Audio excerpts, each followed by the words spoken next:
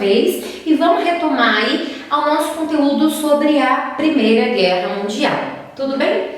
Olha só, nesse período da Primeira Guerra Mundial, a gente teve o aperfeiçoamento de tecnologias bélicas em ambos os lados do conflito. Quando a gente fala de tecnologias bélicas, o aproveitamento de carros, tanques de guerra, canhões, armas mais pesadas, até os aviões que vão ser adaptados para ataques, né? Então, isso tudo vai ficar muito grande, muito importante e muito devastador, muito destruidor, tá? Então, em função desse avanço tecnológico bélico aí, vão surgir as guerras das trincheiras. O que vão ser essas guerras de trincheiras?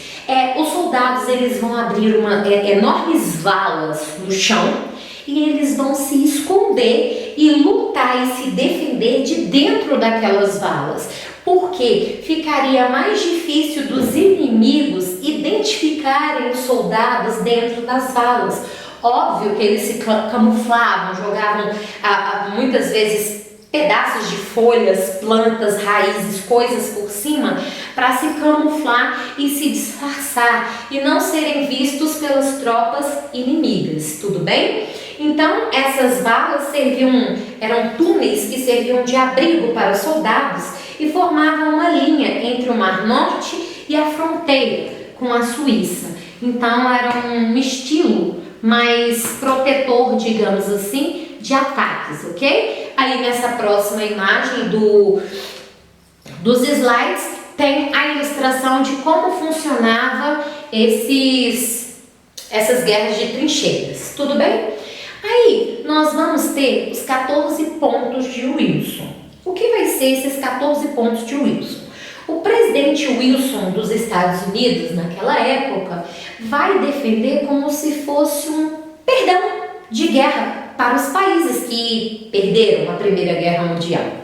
Porém, essa proposta dele, afirmada aí, que ele assinalou nesses 14 pontos, elas não vão ser aceitas pelos países imperialistas que ganharam a guerra. Porque a guerra, gente, como eu já disse para vocês, é uma aposta.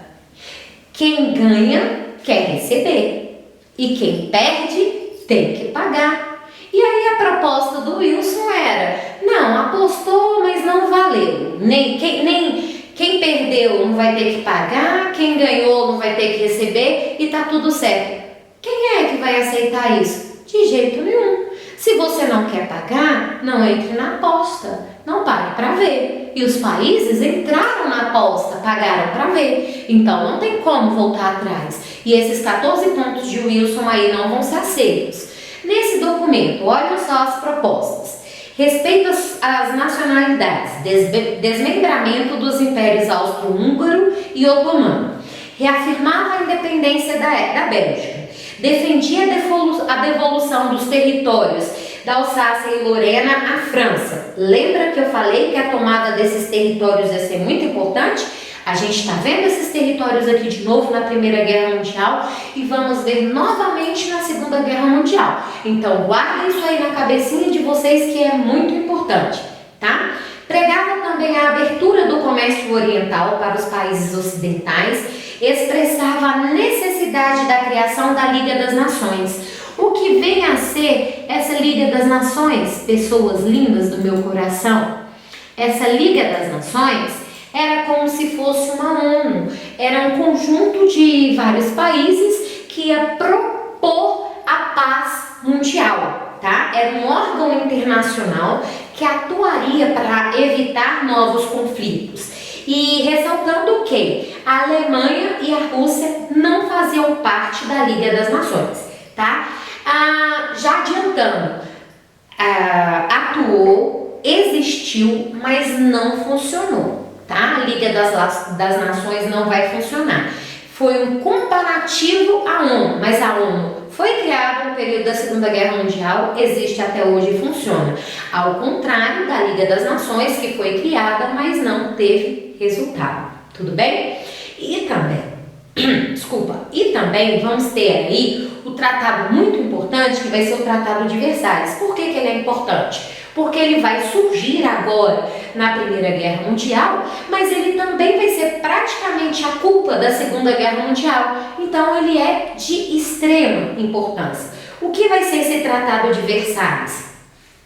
Vai ser um tratado que vai obrigar a Alemanha a pagar indenizações de guerra, devolver os territórios da Alsácia-Lorena para a França, reconhecer a independência da Polônia, permitir a exploração do carvão no território do Sarre por 15 anos e deveria se desmilitarizar.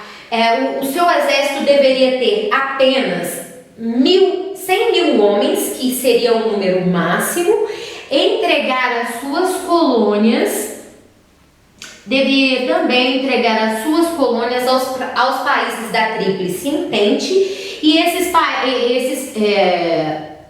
o responsável pela administração desses territórios seria a Liga das Nações. É óbvio, gente, que a Alemanha não vai obedecer o que vai estar exposto lá nesse decreto do Tratado de Versalhes, principalmente quando Adolf Hitler assumir o poder na Alemanha.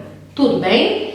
Aqui nós temos uma imagem que vai ilustrar como era a divisão física, do país antes da Primeira Guerra Mundial e depois da Segunda Guerra Mundial.